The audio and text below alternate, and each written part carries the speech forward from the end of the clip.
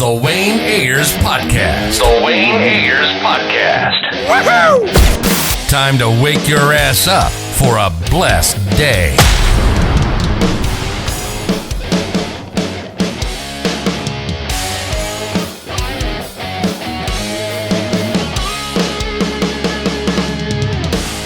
Pretty good. How you doing today? Doing pretty good, pretty good. That's good. That's good. Congratulations on everything. I'm glad you're killing it. I'm glad, seeing like your journey and everything. I'm really glad that you're killing it right now. Thank you, man. All the glory to God. All the glory to God. It's been a long time. Yeah. So like, how does it even feel to like be like just to be a part of BelAir? Because like, this is crazy. I love the show so far. Thank you. I mean, honestly, I have no words. I just think about like how my mindset is now versus like how it was when I even auditioned. I was like, I know what they're looking for. They're not looking for me. Just, just doubtful, I guess. And now, like, even just watching Morgan Cooper, our director, like, he had this idea for this trailer. He spent money. He spent his own bread funding it. And everything that happened afterwards, he already knew it was going to happen. Like, it's just like, dang, you really get what you believe you can have in this world, And I'm just grateful that even though I had like my doubts in my mind, I get to live this out. And like people watching my journey who know me from Let It Shine, I'm like, please don't give up. Like, hello, please don't give up. Okay. No, like this show's like kind of everybody was talking about like, yo, they're redoing like Fresh Prince of Bel-Air, that's like a classic. Just like seeing all the fans' reaction to it, like how has that been? Because like everybody I've seen like has like a positive reception to it. Yeah, they do. It's a little nerve-wracking at first because honestly, Black people are a tough crowd. We really are. We really are.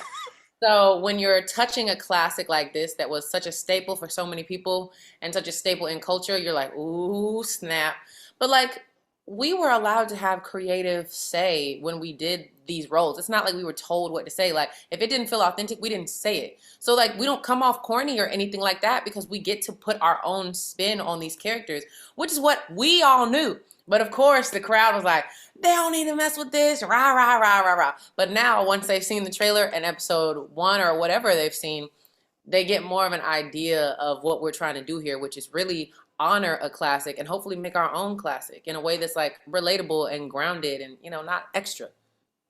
I don't like seeing like your journey and everything, like all like, now you're trying, well, you've been killing it, but like now, like, I feel like the world's about to like really, really see it. But have you got any like heartfelt messages from fans that are like, yo, like, I'm like, was there any like certain message that stuck out to you? Like, damn, Coco, this really means the world to me that you're doing this and that, da, da, da, da. Well, first of all, just seeing the support, it just makes me grateful that I ever even told my story at all on the internet because you never know how everything's going to connect. All you can see is what's in front of you, and sometimes it just looks chaotic. So I'm grateful that I even got to share this part of my journey so that when people see the wins, it's like inspiring, and encourages them to keep going in whatever journey they're pursuing. I did have this one lady who was interviewing me, and she literally was like, I'm so happy to see you have your Renaissance moment. And I was like, oh, that's literally what this is for me. Because I've been in the mix since I was a kid. And like I grew up in this industry and a lot of times I was like, bro, what's the point anymore? But like to get this moment, I get what the point is. It's that you're not ready until you're ready, but stay prepping because you never know when you're going to be ready, Yeah, that's true. You kind of took over the mount. Oh, you took over the mountain for Hilary Banks, from which Karyn Parsons played back in Fresh Prince days. Have you talked to her about your character or at all? But yeah, I did get to have a conversation with her, and it was so awesome because we were laughing about how Hilary is nothing like Karyn in the original. She pulled her from like a bunch of people she knew, and she kind of just like created this whole personality.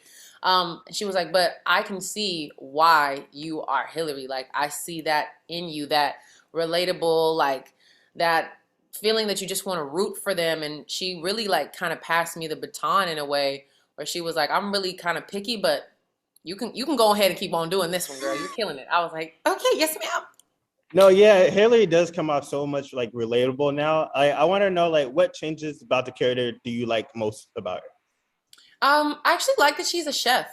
I like that you know, we're telling Black stories in a non-stereotypical way. Like, there's way more facets to being Black, to being a Black woman. I like that she gets to dress up. Like, it presents a different way of being sexy. Like, you can really come with them fits. You know what I'm saying? It's just a different option, a different lane, a different representation of being a Black woman, and a dark-skinned Black woman at that. Like, all of it to me, I know is going to inspire the next little girl who looks like me. And that's why I'm like, let's go, because that's what I needed. Raven walked so I could run, and I'm just trying to walk so somebody can run, man. No, I feel it. I know you just mentioned like Harry's a chef now. I want to know like because you did the cooking series with Terrell. I want to know like how much that has helped you prepare for this role. Honestly, now you know that cooking show was a what not to do, okay? It was in no way a tutorial at all. But I will say the hustle of Terrell, that definitely helped me in playing Hilary. He's innovative. Like, nobody's gonna tell this man what he can't do. Like, when he met me, he was like, I'm gonna create something for us. I'll be back. I was like, oh yeah, okay.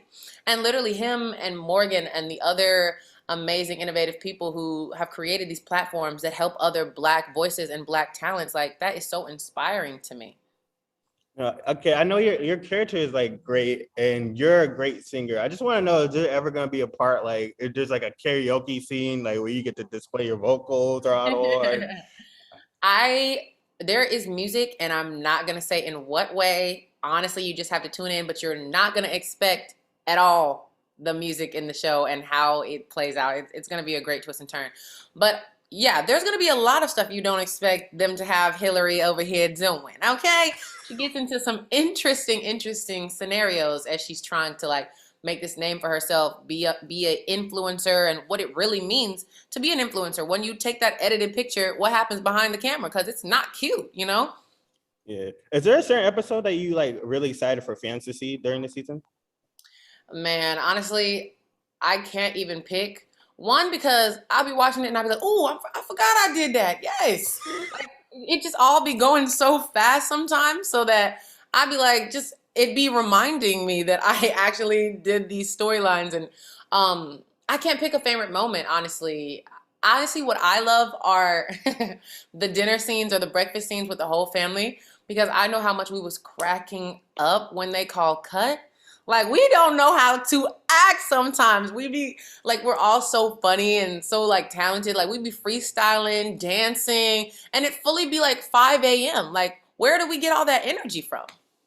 Oh yeah, I know. Like every show kind of has like the like comedian on set. Like who was like the funniest person on set? Wow. That is a hard one. That is a hard one. I hope if they were asked this, they would say me, because I think I'm ready.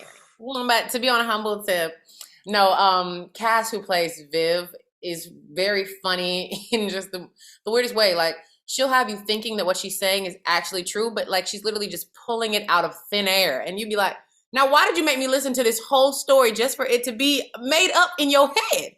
Like, everyone is funny in their own different ways. So I can't pick like who's funniest, but she's a character for sure. What do you hope like the overall message people take from this show? I hope that we get to open our minds concerning what Black stories look like. They don't always have to center around like struggle, you know, like there's more lives than that of people that are Black. I hope that people take away representation. I mean, Morgan Cooper, our director, he's a talented Black man who created a platform for other talented Black people.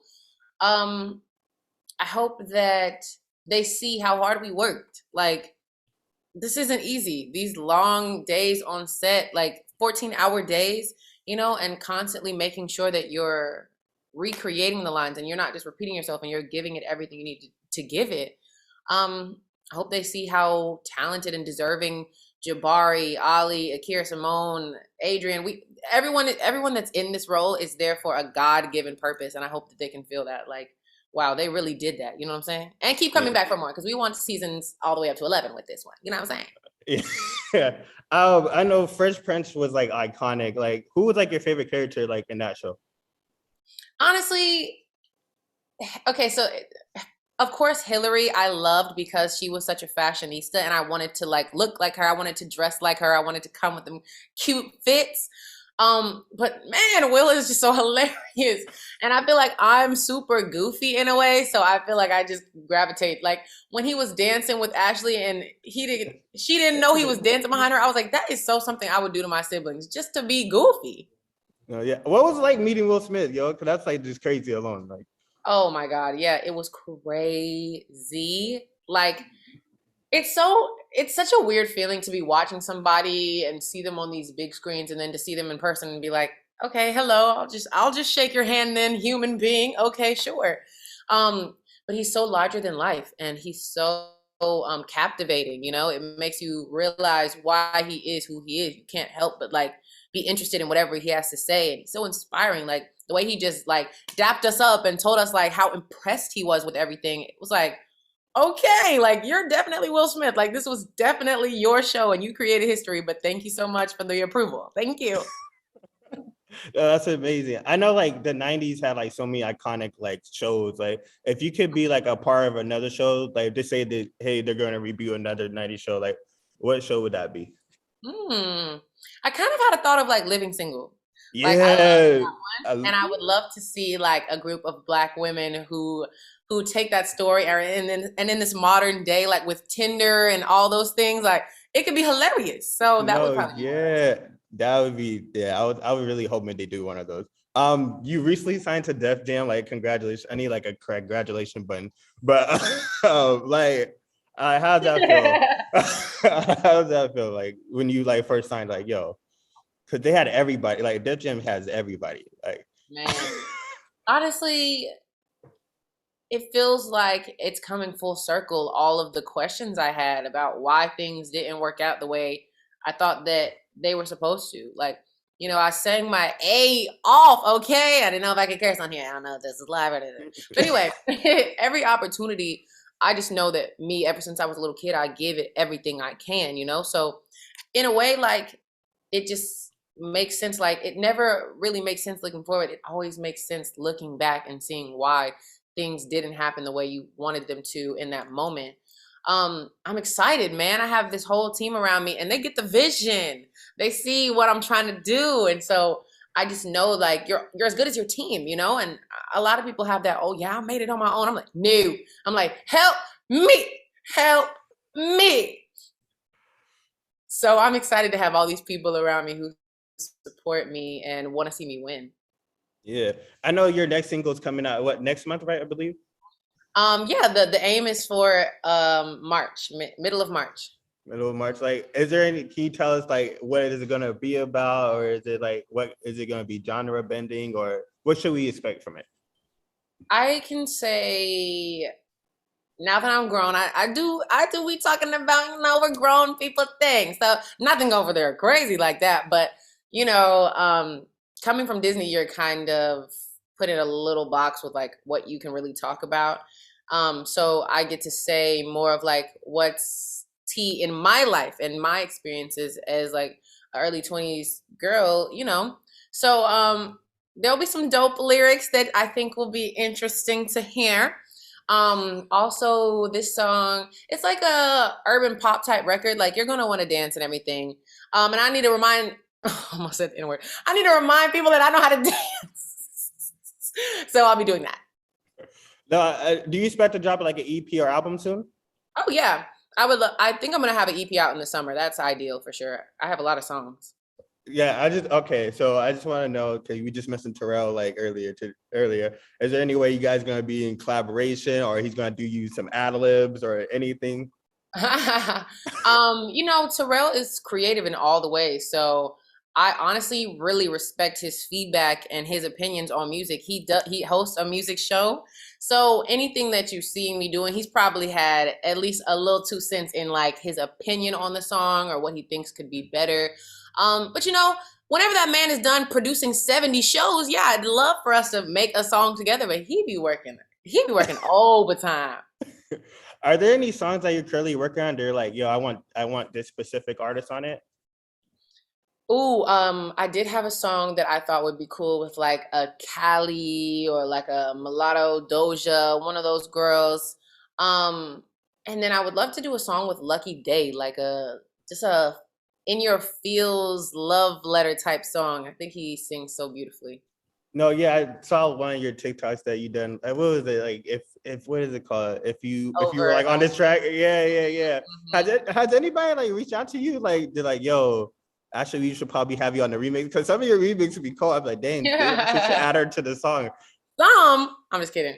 No, but actually, I think when I did the Hit Different one with SZA, so many people were blowing her up that she didn't have no choice but to address it.